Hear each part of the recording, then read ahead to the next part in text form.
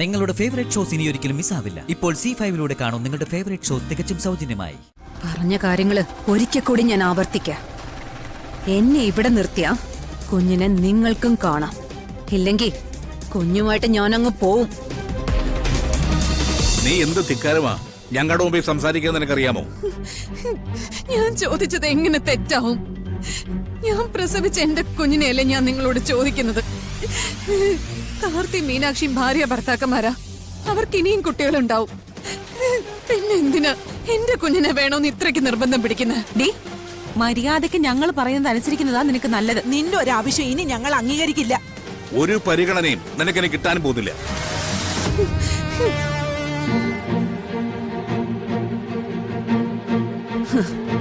എങ്കി ഈ മൈഥിലിയുടെ മറ്റൊരു മുഖം നിങ്ങൾ കാണാൻ പോവാ.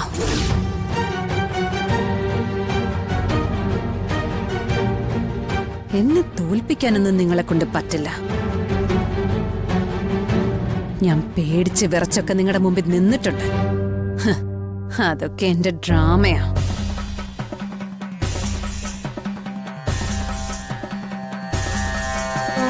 എന്റെ മനസ്സിൽ എന്താണുള്ളതെന്ന് എനിക്കേ അറിയൂ.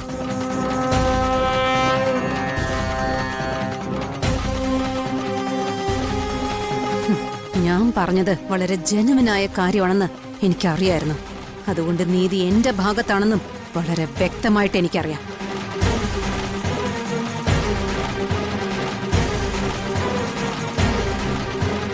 കുട്ടിയെ എനിക്ക് തന്നേ പറ്റൂ. ഇല്ലെങ്കിൽ ഞാൻ പ്രസവിച്ച എന്റെ പാല് കുടിക്കുന്ന എന്റെ കുഞ്ഞിനെ നിങ്ങൾ പിടിച്ചു വെച്ചിരിക്കുന്നു എന്നും പറഞ്ഞ് പോലീസ് സ്റ്റേഷനിലോ കോടതിയിലോ ഒരു കംപ്ലൈന്റ് ഫയൽ ചെയ്താലേ നിങ്ങൾ തുള്ളിക്കൊണ്ട് കുട്ടിയെ എന്റെ കൈ കൊണ്ടു തരും.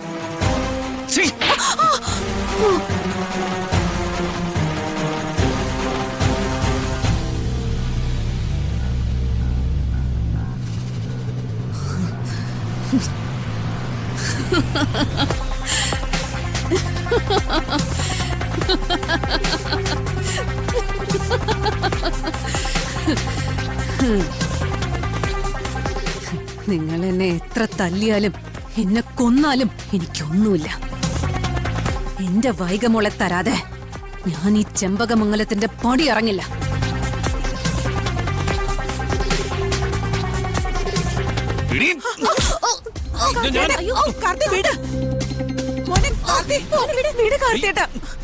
മോനെ കാർത്തി വിട്. മോനെ കാർത്തി വീട്. നിന്നെ ഞാൻ കൊല്ലും. വിട് കാർത്തി. എടാ മോനെ വിടാൻ.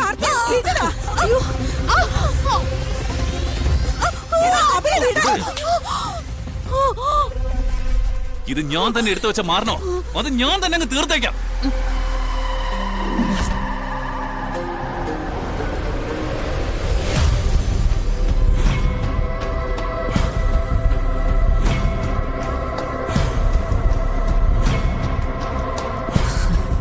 പറയാനുള്ളതൊക്കെ ഞാൻ പറഞ്ഞു കഴിഞ്ഞു.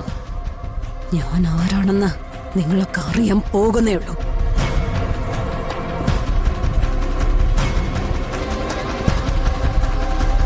പറഞ്ഞ കാര്യങ്ങള് ഒരിക്കൽ കൂടി ഞാൻ ആവർത്തിക്കാം. എന്നെ ഇവിടെ നിർത്തിയ കുഞ്ഞിനെ നിങ്ങൾക്കും കാണാം. ഇല്ലെങ്കിൽ കുഞ്ഞുമായിട്ട് ഞാനങ്ങ് പോവും.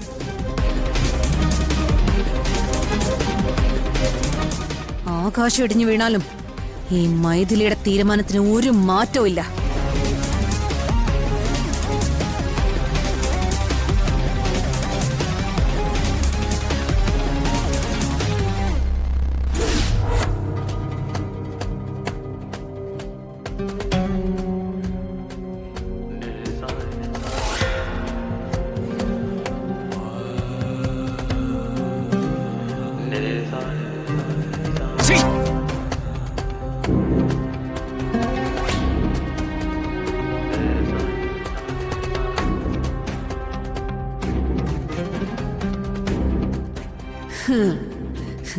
നിങ്ങൾ എന്നെ എത്ര തല്ലിയാലും എന്നെ കൊന്നാലും എനിക്കൊന്നുമില്ല. എന്റെ വൈകമോളെ തരാതെ ഞാൻ ഈ ചെമ്പകമംഗലത്തിന്റെ പടി ഇറങ്ങില്ല. എന്നെ ഇവിടെ നിർത്തിയ കുഞ്ഞിനെ നിങ്ങൾക്കും കാണാം. ഇല്ലെങ്കിൽ കുഞ്ഞുമായിട്ട് ഞാനങ്ങ് പോവും.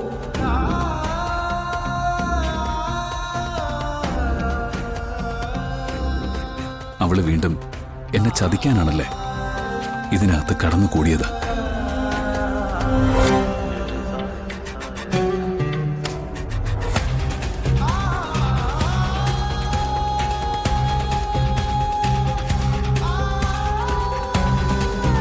ദാ, ഈ പാല് കുടിക്കേ. എനിക്ക് വേണ്ട മീനാക്ഷി, ഇറങ്ങില്ല. അങ്ങനെ പറഞ്ഞാ പറ്റില്ല. ഇതുവരെയായിട്ട് ഒന്നും കഴിച്ചില്ലല്ലോ. ദാ, ഇത് കുടിക്കേ. പിടിക്കുക കാർത്തിയേട്ടാ.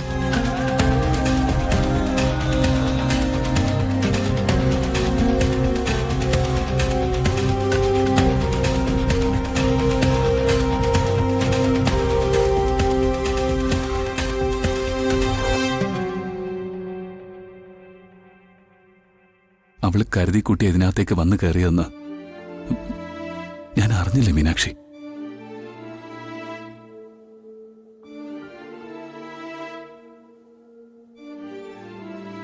അവളോട് സഹതാപം തോന്നി. അവളെ ഈ വീട്ടിലേക്ക് കൊണ്ടുവന്നത് വലിയൊരു തെറ്റായിപ്പോയി. അത് ഞാൻ എന്റെ മീനാക്ഷിയോട് ചെയ്തൊരു ദ്രോഹമായിരുന്നു എന്ന് ഞാൻ അറിഞ്ഞില്ല.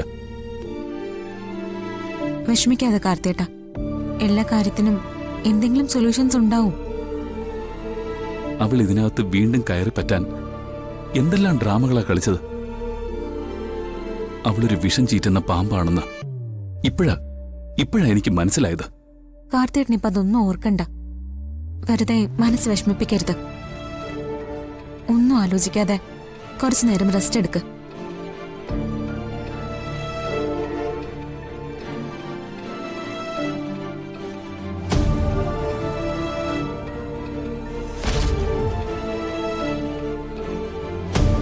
ഞാൻ എങ്ങനെയാ കുഞ്ഞിനെ സ്നേഹിച്ചതെന്നും അതിന് വാത്സല്യം കൊടുത്തതെന്നും എന്റെ ദൈവത്തിനറിയാം.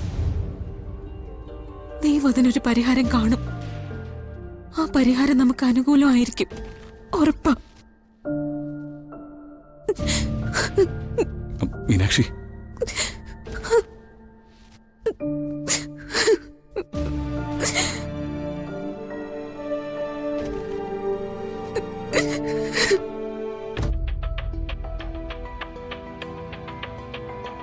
വല്ലാത്ത തലവേദനയായല്ലോ എന്റെ ദൈവമേ. ഇതെങ്ങനെ പരിഹരിക്കും? ഞാൻ എന്തു പറഞ്ഞാലും ഇവരെന്നെ ശത്രുവിനെ പോലെ കാണുള്ളൂ. അല്ല, സത്യത്തിൽ ഞാൻ ഇവരുടെ ശത്രു തന്നെയാ. എങ്കിലും ഞാൻ ഇവരുടെ മിത്ര എന്നുള്ള രീതിയിൽ നിൽക്കണം. അല്ലെങ്കിൽ ജഗദീശിട്ട് ഇടിച്ചെന്റെ എല്ലാം ഒടിക്കും. ഈശ്വര, എന്ത് ചെയ്യും കൈമളേട്ടാ? നമുക്കത് പരിഹരിച്ചല്ലേ പറ്റൂ. എന്റെ ഒരു അഭിപ്രായം പറഞ്ഞാ എന്നോടൊരു പിണക്കവും തോന്നരുത്. നിന്നോട് എന്ത് പിണക്കം തോന്നാനാ? നീയോ ഈ കുടുംബത്തിലെ അംഗമല്ലേ. ഇവിടെ ഉണ്ടാകുന്ന പ്രശ്നങ്ങൾ നിന്റെയും കൂടി പ്രശ്നോ? അതായത് അവളൊരു രാജവെമ്പാലയാ. സൂക്ഷ്യം കണ്ടു നേരിടണം.